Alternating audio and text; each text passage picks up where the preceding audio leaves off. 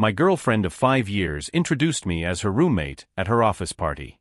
When I confronted her, she said I was lucky she even kept me around. I agreed, and apologized. The next day I moved out while she was at work, and left a note saying, "Good luck paying rent, roommate." She's been calling non-stop ever since. I helped her pick out the dress. I practiced her presentation with her at midnight. I rearranged my entire life around hers.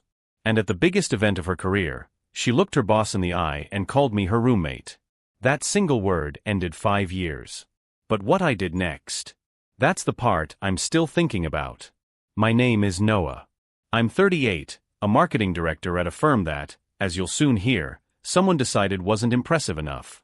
My girlfriend, my ex-girlfriend Vanessa, is 36, a pharmaceutical sales executive. We met at a charity golf tournament.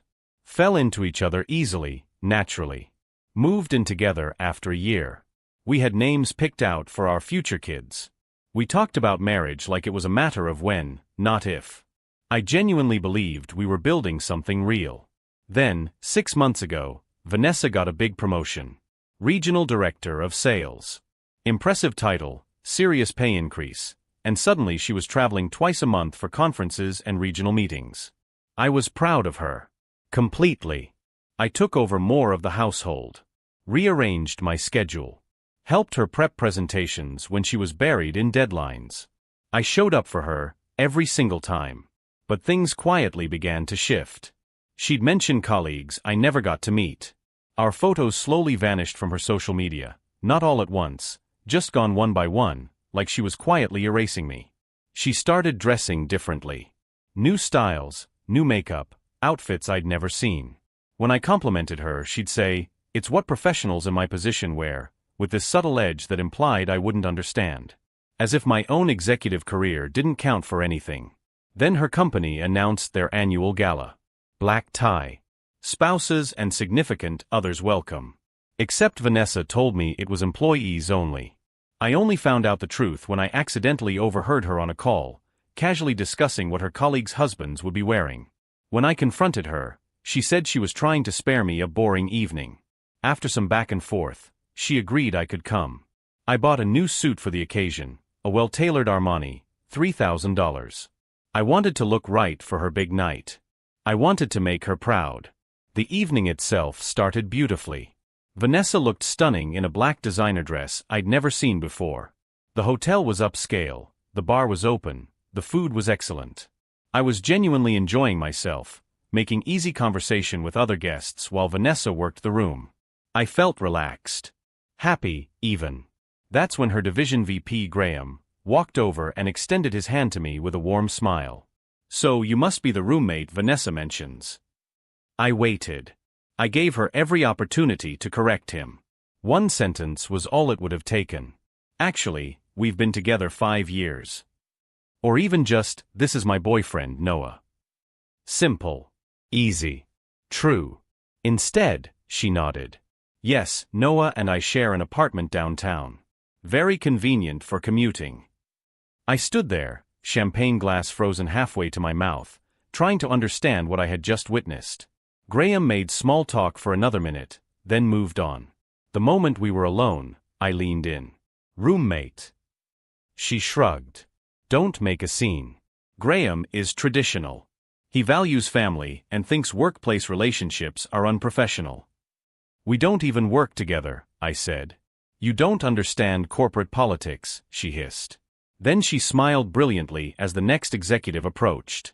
For the next 2 hours, I was introduced as her roommate, or simply Noah, to at least a dozen people. Each introduction chipped away at something inside me. I kept it together. I smiled. I shook hands.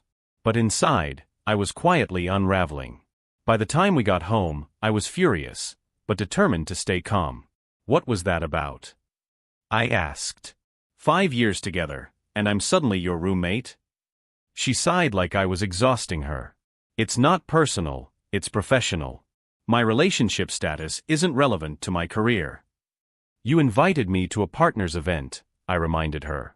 "I invited you because you kept pushing the issue," she snapped. She poured herself a glass of wine without offering me one. Then she turned around and said something that I will never, ever forget. Honestly? You should be grateful I keep you around at all. The room went silent. Or maybe that was just the sound of something breaking inside me. She kept going. Said her career was skyrocketing. Said she was on track for senior leadership in 2 years. Then she gestured at me, vaguely dismissively, and said I was a big fish in a puddle. My firm had 50 employees. Hers had 20,000. And according to her, most women in her position would have upgraded by now. 5 years.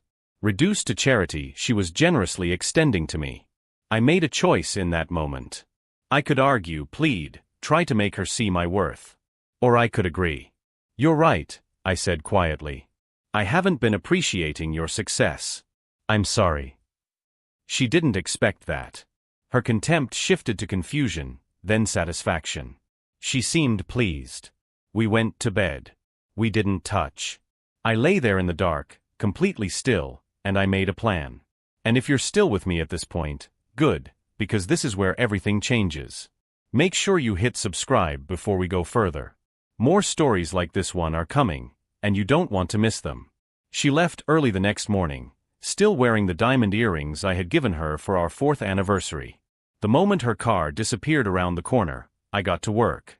First, documentation. I photographed everything in the apartment, every item I'd purchased, every receipt I could find, our lease agreement, bank statements showing I covered 70% of our rent and utilities. My puddle of a company, it turns out, paid me quite well. Then I made 3 calls. My bank, my lawyer, and a firm in Chicago that had offered me a position 6 months earlier, nearly triple my current salary, that I had turned down for Vanessa. I called to ask if the opportunity was still available. It was. I hired movers that afternoon, paying a premium for next-day service. By 3 o'clock the following day, my home office was gone.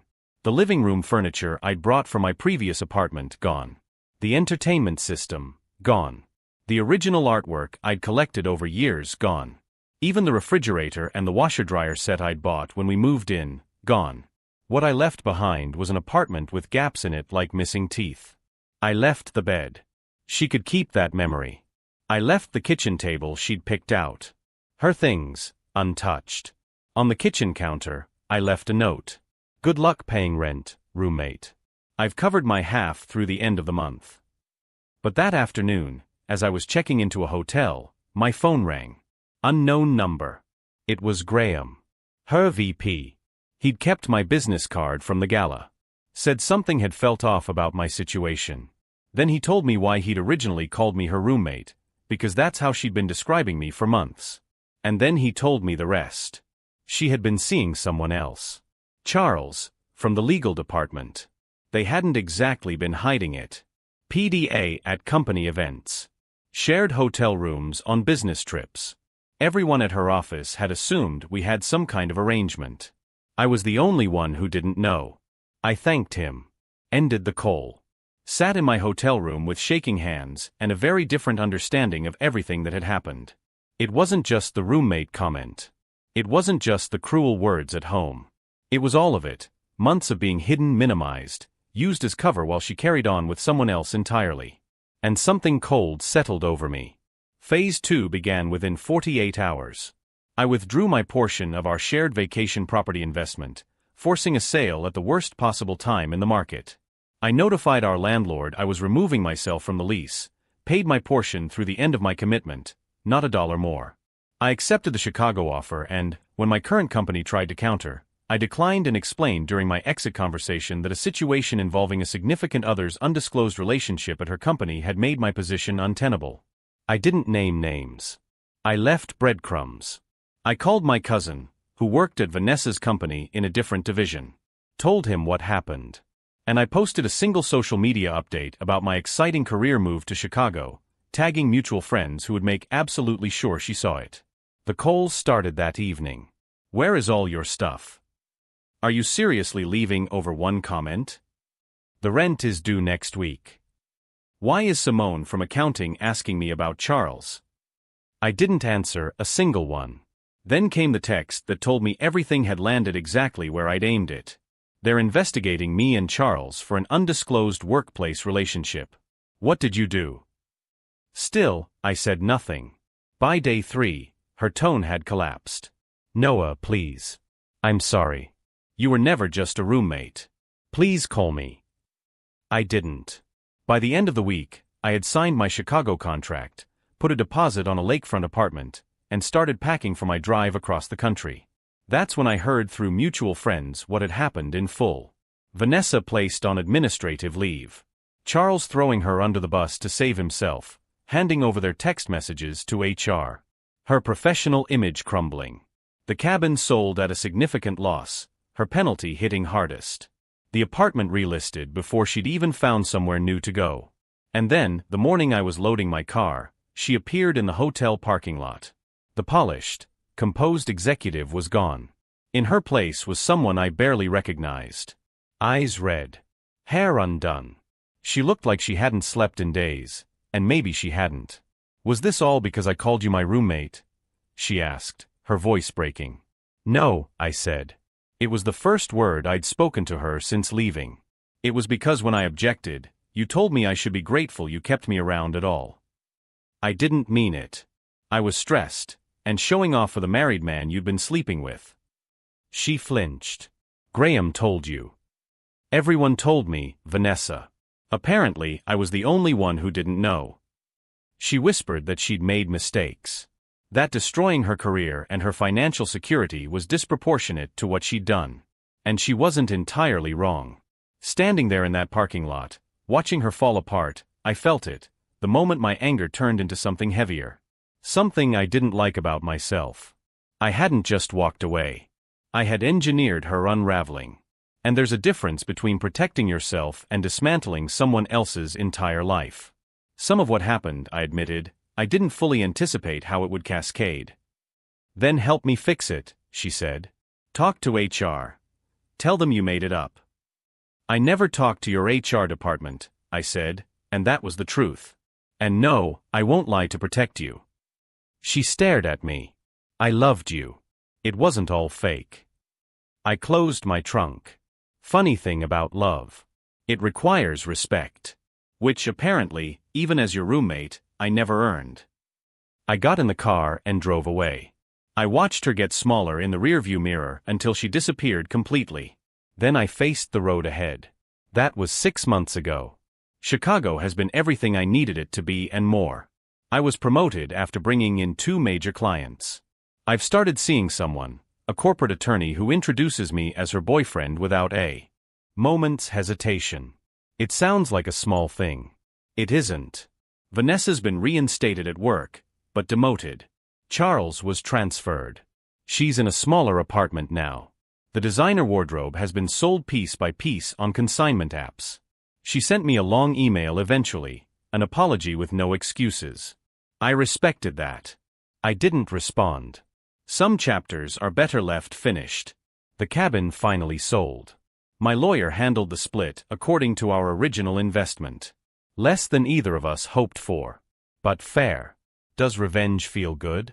No. Not really.